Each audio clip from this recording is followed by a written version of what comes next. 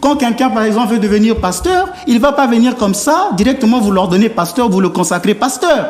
Vous allez attendre qu'il puisse avoir des cours d'affermissement biblique, d'étudier certains thèmes de la Bible, d'étudier certaines choses. Une fois qu'il a acquis la maturité, vous allez dire que ce monsieur peut devenir pasteur. Donc si quelqu'un arrive dans votre église, directement comme ça, il devient pasteur, vous allez d'abord l'observer. Et les églises millénaires qui sont venues avant vous, parce que vous avez la prétention de faire la leçon à 2000 ans d'histoire, vous dites qu'on va refaire la doctrine des apôtres. C'est une prétention. Il faut être un peu humble dans les propos. Donc l'église millénaire qui est là avant vous a voulu que les ministres de culte, ceux qui seront les pasteurs, les prêtres, puissent être éclairés. C'est par la théologie qu'on sait que là il y a l'hérésie, là il y a l'erreur. Donc c'est une formation intellectuelle. Aujourd'hui, pour apprendre à faire du pain, il faut aller dans une école de pâtisserie. Pour faire la cuisine, il faut aller à l'école. Les écoles existent pour ça.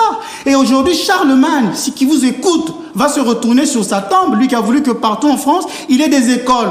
Vous appelez ça science charnelle, mais vous-même, vous portez des lunettes. C'est que vous êtes allé voir un ophtalmologue, qui est une science charnelle. Vous me direz, oui, les apôtres n'ont pas étudié. Le Christ, dans Luc chapitre 24, le verset 27, dit qu'il est en train d'ouvrir les intelligences des Écritures.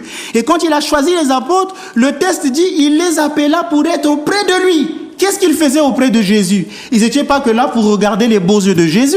Ils étaient là pour apprendre son enseignement. Et quand le Christ va monter au ciel, il dira, allez enseigner ce que je vous ai appris. Donc il y a eu une formation à la fois. Qu'importe. Très bien, merci monsieur Granier. Je vous en prie. Eh bien, ça chauffe déjà là. On est au début, mais ça chauffe déjà. Alors, docteur. Oui.